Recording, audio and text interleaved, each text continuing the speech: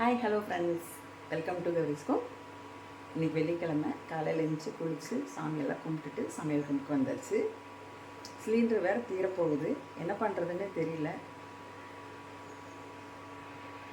Cylinder பிரச்சனையாக இருக்கிறதுனால நான் எப்படி சமைக்கிறேன் அப்படிங்கிறத பார்க்கலாம் வாங்க.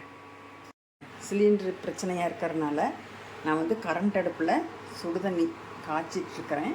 சுடுதண்ணி வச்சு அப்படியே சாப்பாட்டு பாத்திரத்தில் எடுத்து ஊற்றி சாப்பாடு வச்சுக்கிறது.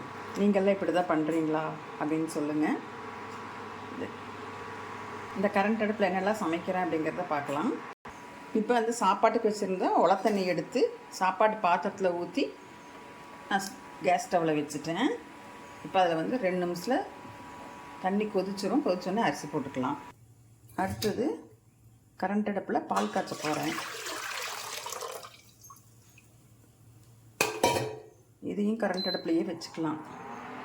வச்சிட்டிங்கன்னா உங்களுக்கு அந்த கேஸ் உங்களுக்கு சேவ் ஆகும். கரண்ட் அடுப்புலேருந்து எடுத்து வச்சோடனே 2 நிமிஷம் தண்ணி கொதிச்சு வச்சு இப்போ அரிசியை போட்டுக்கலாம்.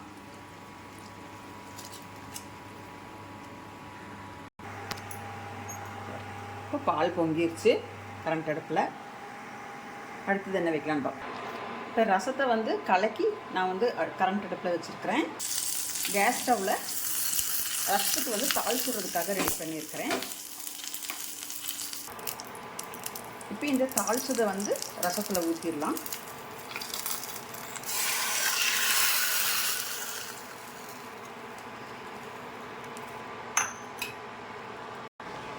இப்போ ரசம் கொதி வந்தாச்சு. கொத்தமல்லி தழை தூவி இறக்கிடலாம். அடுத்தது என்ன வைக்கிறேன்னு பார்த்தீங்கன்னா முட்டை வைக்கிறேங்க.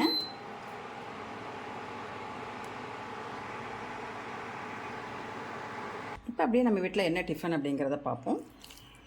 கிச்சடி, காலையில் டிஃபன் கிச்சடி. மத்தியான சாப்பாடு ஒயிட் ரைஸ் வச்சுருக்கிறேன். சாம்பார் வச்சுருக்கிறேன், சுரக்காய் போட்டு சாம்பார், ரசம், பீன்ஸ் கேரட் பொரியல், தயிருங்க. எல்லாமே ரெடியாக இருக்குது. வாங்க சாப்பிட்லாம். நீங்களும் இப்படி தான் கரண்ட்டு கேஸ் அடுப்பு சேவ் பண்ணுவீங்களா, கேஸ் சேவ் பண்ணுவீங்களா அப்படிங்கிறத எனக்கு கமெண்டில் சொல்லுங்கள். இந்த வீடியோ பிடிச்சிருந்தேன்னா எனக்கு ஒரு லைக் பண்ணுங்கள், ஷேர் பண்ணுங்கள். கவிஸ்கோம் சேனலை சப்ஸ்கிரைப் பண்ணிவிட்டு பாருங்கள்.